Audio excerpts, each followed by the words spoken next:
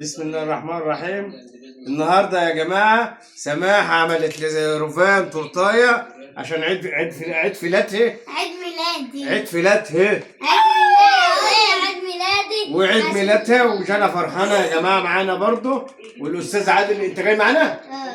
جاي معانا فين؟ جاي معانا فين؟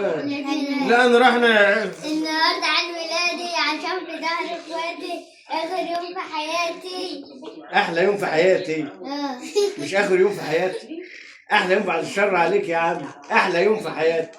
النهارده عادل يا جماعه هو اللي صارف ومكلف وعامل لاخته عيد ميلاد وبقول لها انت في ظهر، هو في ظهر مراتي اخواتي. انت اسمك ايه؟ النهارده عيد ميلادي احلى يوم في حياتي عشان في ظهر اخواتي عيد ميلادي. يلا ميلادي.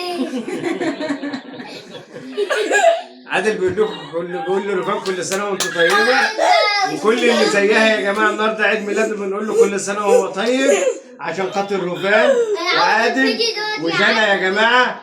فطبعا المفروض يعني عيد ميلاد رفان كلنا نبعت لها هديه بقى، لايك واشتراك للقناه زي ما انتم شايفين. جانا فرحانه وبتعيط.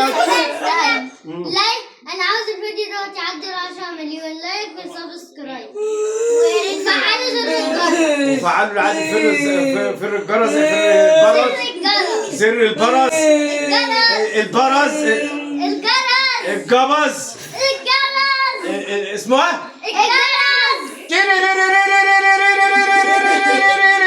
هو ده سر الجرس.